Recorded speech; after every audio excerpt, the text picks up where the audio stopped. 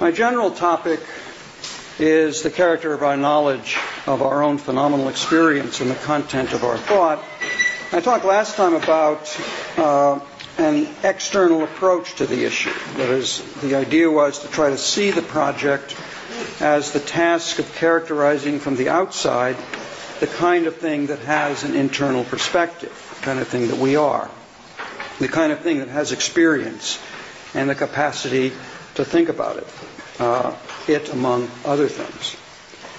So I'm going to be concerned throughout these talks with the interplay of perspectives, in particular primarily the perspective of the theorist and the subject, but also the perspectives of an interlocutor, an interpreter, and an attributor of thought. So today I'm going to start with the story of Mary, which concerns one kind of difference between subjective and objective perspectives. So everyone knows about Mary. She's a brilliant scientist who has been confined since birth to a black and white room.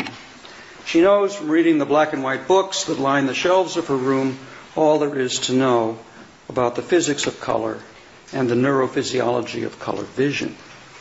But she has never had the opportunity to see colors. Even though she knows all the relevant physical and biological science, there's still something she does not know, something she will learn only when she first emerges from her room and sees colored things. She doesn't know what it's like to see colors. Now, this story, told by Frank Jackson, provided the context for an argument that he gave, which he called the knowledge argument. And it goes roughly like this.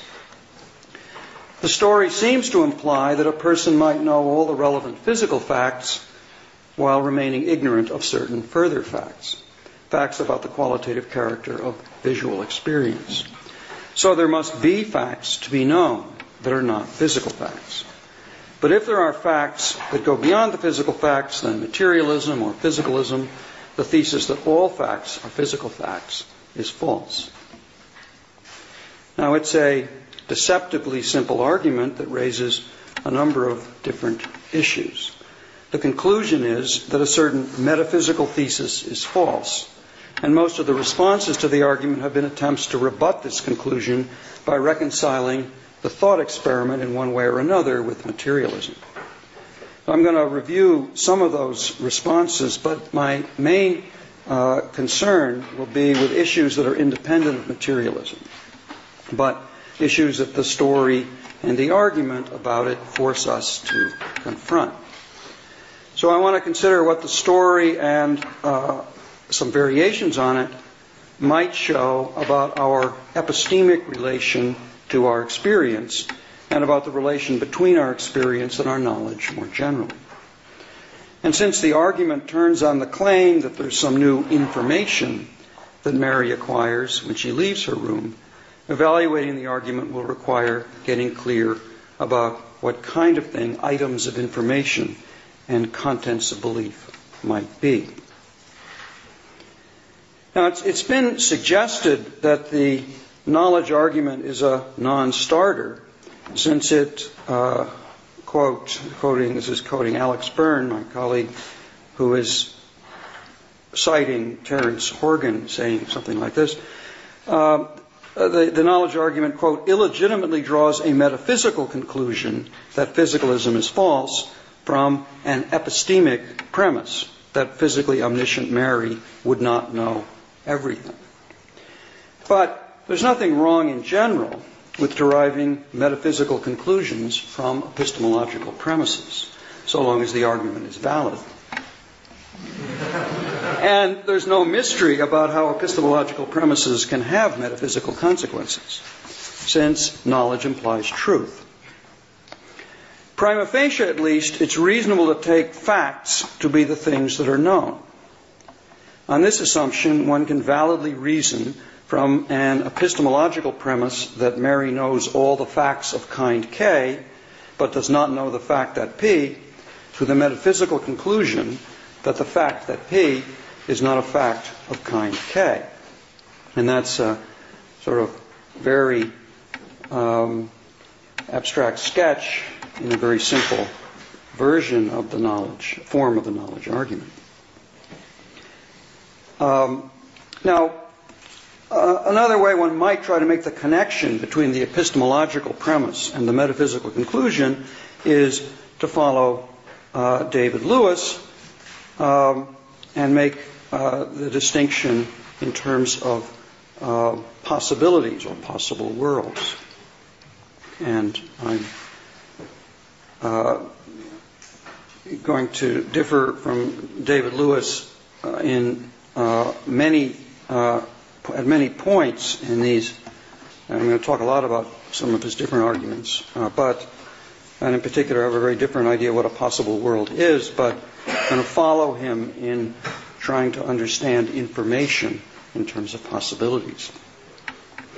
So what is known, according to Lewis, is an item of information. And information is to be explained in terms of the exclusion of possibilities. If there is a piece of information that Mary is ignorant of, then there are possibilities that she is not in a position to exclude. If she's omniscient about the relevant physical facts, then all of the possibilities compatible with her information, all that she cannot exclude, all the possibilities that she cannot exclude will be physically indiscernible from each other. So any possibility she is not in a position to exclude must differ, any possibilities that she's not in a position to exclude must differ from each other in some non-physical way. But what materialism claims is that all distinctions between possibilities, at least between possible worlds that share the same fundamental properties as the actual situation, all of them supervene on physical distinctions.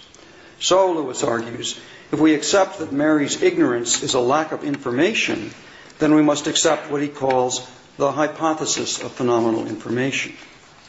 And that's stated on the handout, and I'm going to talk about it some more in a couple of weeks, but just sort of get the sort of general view that Lewis sees one is committed to if one buys the knowledge argument. So two possibilities might be exactly alike physically, yet differ phenomenally. When we get physical information, we narrow down the physical possibilities, and perhaps we narrow them down all the way to one, but we leave open a range of phenomenal possibilities. So you can imagine a picture of logical space partitioned into fine-grained cells, each cell of the partitioned space representing all the physical information.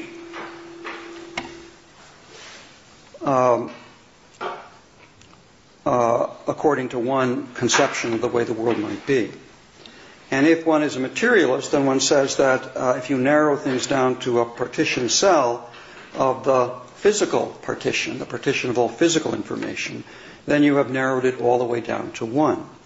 If there are distinct possible worlds within one partition cell, which differ in some other respect, perhaps phenomenally, then then materialism is false. So that's sort of the picture that Lewis is operating with. Now, there are a number of strategies for resisting Jackson's argument and avoiding the anti-materialist conclusion spelled out explicitly as the hypothesis of phenomenal information by Lewis. All of these ways of or strategies for resisting the conclusion are ways of rejecting in one way or another the idea that Mary lacks a kind of information that distinguishes between possible ways the world might be in itself.